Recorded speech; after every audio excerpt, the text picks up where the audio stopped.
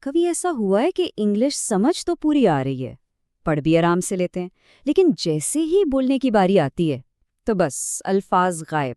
یہ مسئلہ بہت ہی عام ہے اور سچ پوچھیں تو تقریباً ہر کسی کو پیش آتا ہے۔ تو آج ہم اسی پہ بات کرنے والے ہیں کہ آخر ایسا ہوتا کیوں ہے اور اس کا حل کیا ہے۔ اور یہ سوال تو جیسے ہر دوسرے شخص کے ذہن میں ہے۔ بھائی اسکول میں اتنے سال انگلش پڑھی، ساری گرامر رٹی، ٹیسٹ پاس کیے، پھر بھی جب کسی کے سامنے بولنے کا موقع ملتا ہے تو ایک دم جیسے زبان کو تالا لگ جاتا ہے۔ ایسا کیوں ہوتا ہے؟ چلیے ذرا اس کو کھول کر دیکھتے ہیں کہ اس کے پیچھے کیا وجوہات ہیں۔ اچھا جی، تو سب سے پہلی اور شاید سب سے بڑی غلطی جو ہم کرتے ہیں نا، وہ ہے ایک ذہنی رکاوٹ۔ اور وہ کیا ہے؟ وہ ہے پرفیکٹ ہونے کی کوشش۔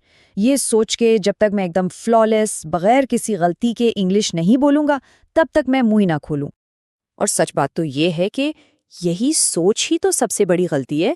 پرفیکٹ ہونے کا انتظار کرنا نا، یہ کوئی گول نہیں ہے، بلکہ یہ تو وہ دیوار ہے جو ہمیں پہلا قدم اٹھانے نہیں دیتی۔ یہ سوچ ہمیں شروع کرنے سے پہلے روک دیتی ہے۔ دیکھیں، یہاں دو طرح کی سوچ کا فرق سمجھنا بہت ضروری ہے۔ ایک طرف ہے پرفیکشن والی سوچ۔ یہ سوچ کہتی ہے کہ بھئی غلطی کرنا تو کمزوری کی نشانی ہے۔ دوسری طرف ہے گروتھ والی سوچ، جو یہ مانتی ہے کہ غلطیاں تو سیکھنے کے عمل کا ایک ضروری حصہ ہیں۔ اور ایک بات یاد رکھیں، آج جو بھی شخص روانی سے انگلش بولتا ہے نا، اس نے بھی شروعات غلطیاں کر کے ہی کی تھیں۔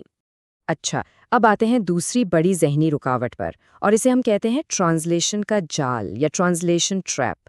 یہ کیا؟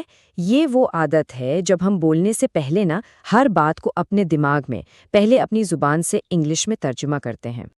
اب آپ خود سوچیں، یہ جو پورا پروسیس ہے نا، یہ بہت سست ہے۔ جب تک آپ یہ سب کچھ کرتے ہیں، بات چیت کا موقع ہی ہاتھ سے نکل جاتا ہے۔ پہلے آپ نے اردو میں سوچا، میں بازار جا رہی ہوں، پھر آپ کا دماغ اس کا ترجمہ کرنے لگا، اور آخر میں جا کر آپ نے بولا I am going to market. اتنی دیر میں تو سامنے والا بات بدل کر کہیں اور پہنچ چکا ہوتا ہے۔ اور یہاں ایک بہت اہم بات سمجھنے کی ہے، انگلش پڑھنا اور انگلش بولنا یہ دو بالکل الگ الگ سکلز ہیں، بالکل ویسے ہی جیسے کرکٹ دیکھنا اور کرکٹ کھیلنا دو الگ باتیں ہیں۔ تو اگر کوئی پڑھنے میں بہت اچھا ہے، اس کا یہ مطلب ہرگز نہیں کہ وہ بولنے میں بھی ماہر ہوگا۔ بولنا سیکھنے کے لیے بولنا ہی پڑتا ہے اور کوئی شارٹ کٹ نہیں ہے۔ اچھا، تو یہ تو ہو گئیں دماغی رکاوٹیں۔ اب ذرا عملی مشکلات کی طرف آتے ہیں، اور تیسری سب سے بڑی وجہ ہے لوگوں کا ڈر۔ یہ خوف کہ اگر میں نے بولا اور کوئی غلطی ہو گئی تو لوگ کیا سوچیں گے، کہیں میرا مذاق تو نہیں اڑائیں گے۔ لیکن یہاں بھی نا ہمارے ڈر اور حقیقت میں زمین آسمان کا فرق ہے۔ ہمارے دماغ میں کیا چل رہا ہوتا ہے کہ لوگ ہنسیں گے، لیکن اصل میں کیا ہوتا ہے؟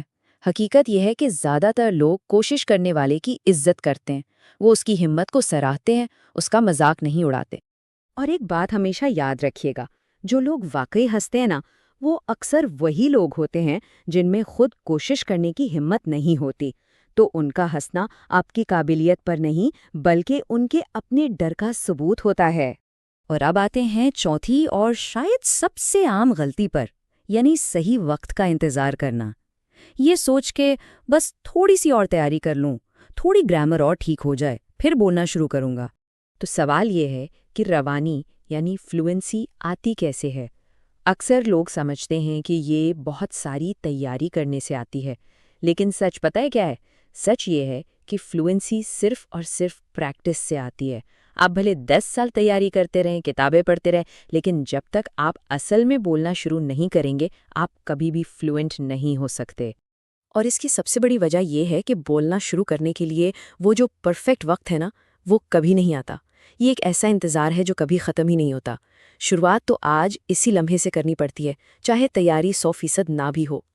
تو اب جب ہم نے ان ساری رکاوٹوں کو سمجھ لیا ہے، تو سب سے اہم سوال یہ ہے کہ اس ڈر سے آزادی کا راستہ کیا ہے؟ چلیے اب ذرا حل کی طرف بڑھتے ہیں۔ تو چلیں جلدی سے دہرا لیتے ہیں کہ وہ 4 بڑی رکاوٹیں کون سی ہیں جن پر قابو پانا ہے۔ پہلی، پرفیکٹ ہونے کا انتظار۔ دوسری، دماغ میں ترجمہ کرنے کی عادت۔ تیسری، لوگوں کا ڈر۔ اور چوتھی، پریکٹس کے بجائے صرف تیاری میں لگے رہنا۔ اور سب سے اچھی خبر یہ ہے کہ ان رکاوٹوں کو صرف سمجھ لینا یہی اس ڈر پر قابو پانے کی طرف پہلا اور سب سے اہم قدم ہے۔ جب ہمیں مسئلے کی جڑ کا پتہ چل جاتا ہے نا، تو اس کا حل نکالنا بہت آسان ہو جاتا ہے۔ تو آخر میں ایک سوال کے ساتھ چھوڑ کر جا رہا ہوں، ذرا سوچئے گا۔ اگر آج بولا گیا ایک غلط جملہ کل کی روانی کی بنیاد بن سکتا ہے، تو پھر وہ پہلا قدم اٹھانے سے ہمیں کون سی چیز روک رہی ہے؟